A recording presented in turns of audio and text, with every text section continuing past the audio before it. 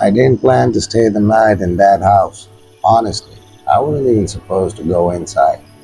But when you drive through rural Pennsylvania long enough, you start noticing things people normally ignore. Abandoned barns, dead fields, houses that feel like they're watching you back. That's how I found it. The locals called it the Puzzle House, an old Victorian mansion standing alone at the end of a narrow dirt road, half swallowed by trees. The structure looked wrong somehow, like pieces of different houses stitched together. Extra windows where no rooms should exist, doors on the second floor that opened to nothing. And the strangest part, the place kept growing. That's what the gas station clerk told me. Owner kept building rooms until the 1930s, he said, sliding my coffee across the counter. Walls inside walls, doors behind doors. Nobody ever mapped the place.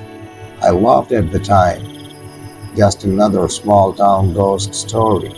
But standing in front of the house later that evening, I wasn't laughing anymore because the front door was already open, not broken, not forced, just slightly open, like someone had been expecting me. The air inside smelled like old wood and coal dust. My flashlight beam stretched across a narrow hallway that seemed to bend strangely, as if the architecture itself couldn't decide where it wanted to go. Then I noticed the doors, too many of them, left, right, three in front of me, another one halfway up the stairs, each one slightly different, like they'd been built years apart. And on the wall beside the staircase, someone had carved a message into the wood. The carving was deep, old, deliberate. I brushed dust away and read the words slowly. If you hear footsteps, don't follow them. I stared at the message for a long moment. Then somewhere upstairs, a floorboard creaked, slow, heavy, like someone had just taken a step and was waiting for me to take one back. I told myself I wasn't going upstairs. That was the smart decision. But the problem with hearing footsteps in any empty house is that silence afterwards feels even worse. For a full minute, I stood there staring up the staircase. Nothing, no movement, no sound, just the old house breathing slowly around me. Finally, I lifted my foot and stepped onto the first stair. The wood groaned under my weight, then another step, and another. Each sound echoed through the hall like the house was memorizing where I walked. Halfway up the stairs, something strange caught my attention. The walls. They weren't straight.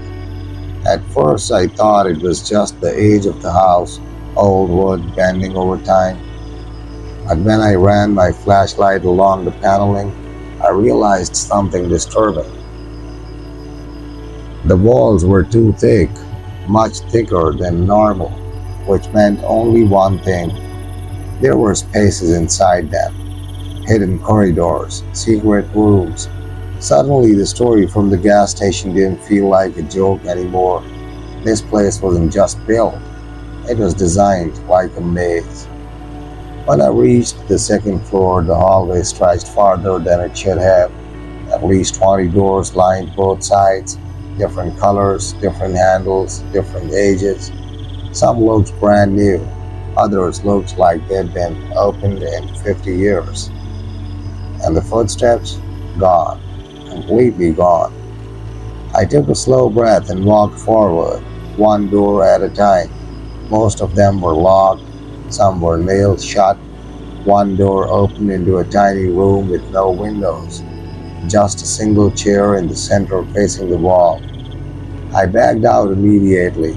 Something about that room felt wrong, not haunted, just wrong.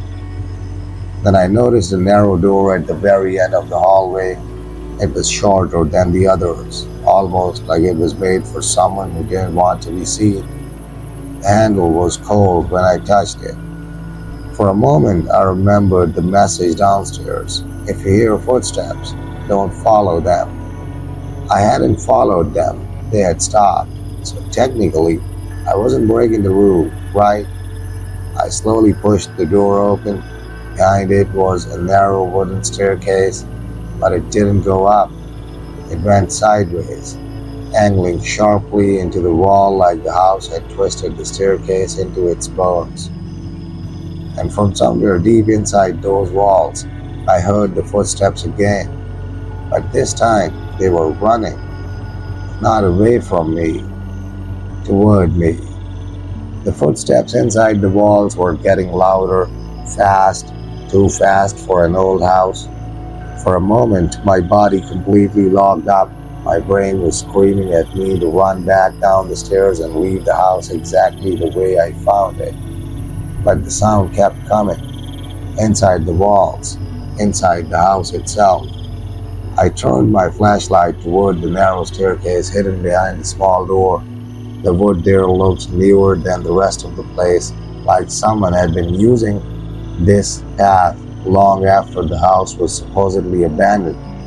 The footsteps stopped, right on the other side of the wall beside me.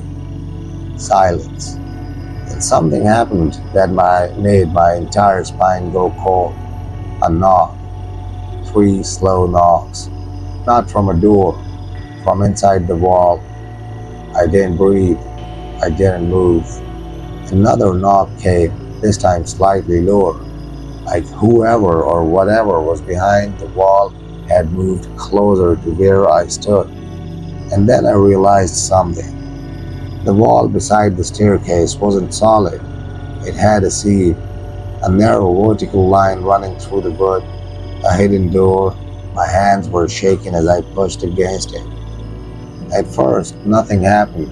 Then, with a dry wooden crack, the wall slowly opened inward. Behind it was a narrow corridor, barely wide enough for one person. The air inside was colder and the smell was terrible. Old dust, rot, and something else I couldn't identify.